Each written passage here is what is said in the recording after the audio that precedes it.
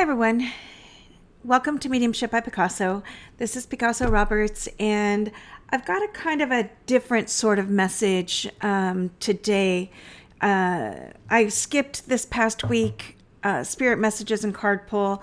Life was happening, things were going on, and I didn't want it to be forced. So I figured just wait, and I'll do the card pull in the next couple days for the following week. That's kind of how it goes.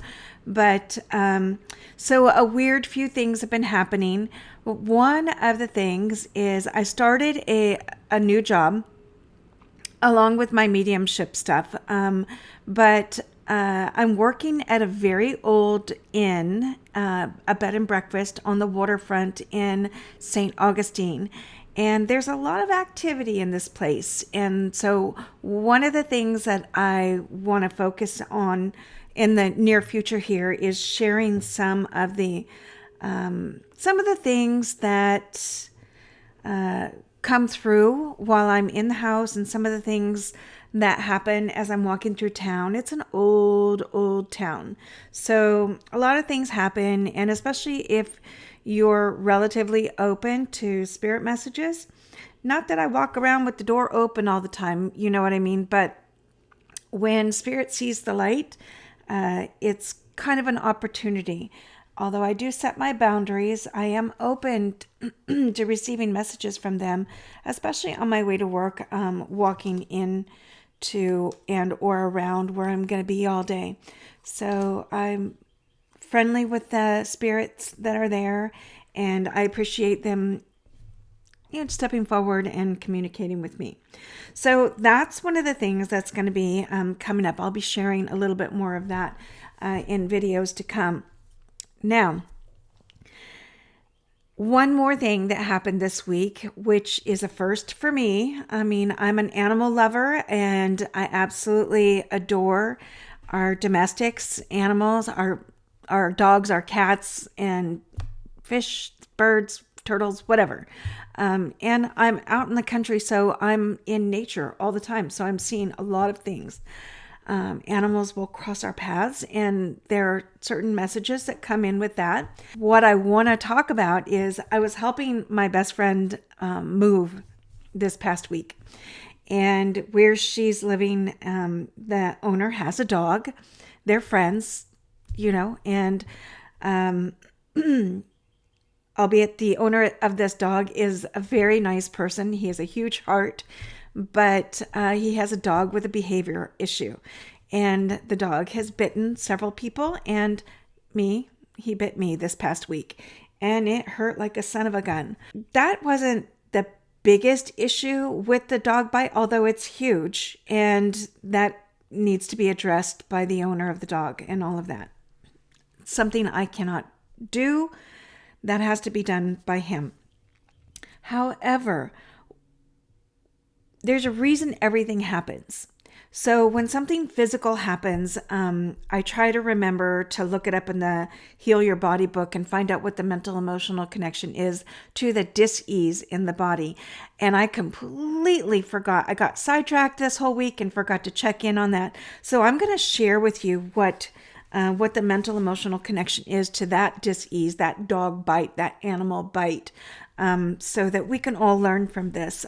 I'm all about sharing my shit. I'm just sharing my shit.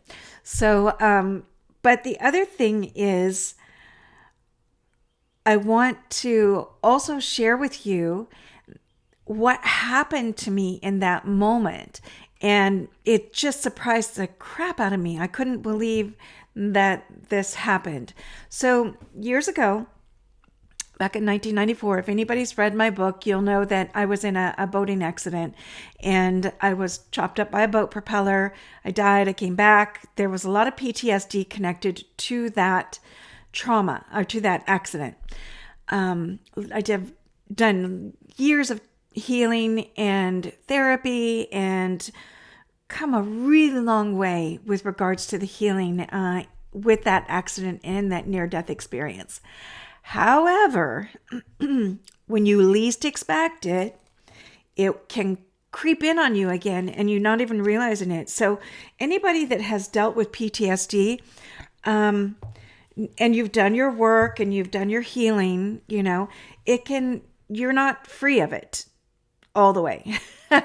It all comes off in layers. And that's what happened to me. And unbeknownst to me, watching the blood come from my hand as I was rinsing it, and the blood pouring from the bite. I'm not trying to sound dramatic or anything like that, but it was the visual of the blood coming from my hand, where my left side is where all of my accident stuff happened. And that is my hand, that is my arm, that is my face, and my ear and all of that. And it was all my left side. So that triggered the PTSD from that past accident. And I didn't realize it while it was happening. My best friend did. She knew it. She didn't call me out on it or anything like that, but she noticed it. She knew it. And I kept trying to get my shit together, but I couldn't stop the tears from coming. And pardon me. And that didn't just stay with me that day that happened. It went into that night and into the next day when I was trying to work. And then I would just cry for no apparent reason, but there was a reason, because I was still feeling the trauma of the body memory of the trauma to that part of my hand, my body. Boy, it took a lot to shake it, to get it together. And I need to do a traumatic memory release on the particular accident, the dog bite, so that I don't hold that. Because oftentimes we'll hold things that we need to acknowledge, move through, and then let go. So it's going to be many steps for me, because there's a lot of history with trauma in my body. So I'm allowing myself to go through the steps, to go through the process. And I'm not going to beat myself up over not getting it perfect and not getting it right. And, what an idiot because you're crying at work, or you're doing this or you're doing that. No, it happens. And it's a part of something that's happened to me. So if you are struggling with PTSD, whether it's from an accident or war, family abuse and history, anything having to do with trauma in your life, please cut yourself some slack, okay? Don't beat yourself up over not having it healed, by such and such date, or by this such and such age, just because you're a little older, you think you've already gone through it, and you don't, why would you feel that again? Why would you go through that again? Why would your mind bring that up again? The body is a funny thing, and your traumatic memories are sometimes so upregulated that you're not able to process those memories in a good way, in a healthy way.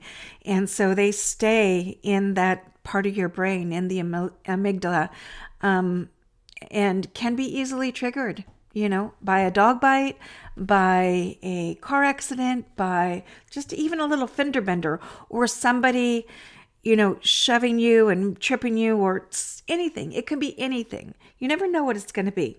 So that's what happened to me this week. It was quite a trip. I'm giving myself a little bit of cushion with regards to, how I'm experiencing it, how I'm trying to understand that that's exactly what it was, and allowing myself to, just go through the steps and try to get the healing to happen, So there's that. What I wanted to share with you in this process, we all go through stuff, right?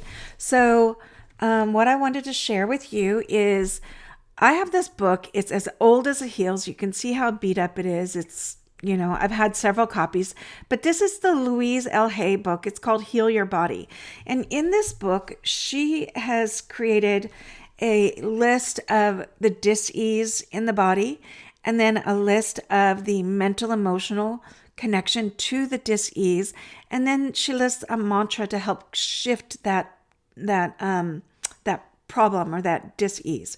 So I'm going to share with you, I will show you the page here. If you have the book, you can look on my book. It's page 17. And again, it's falling apart.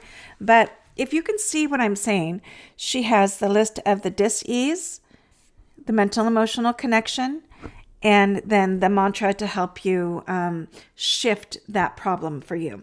So for me, I looked up under bites.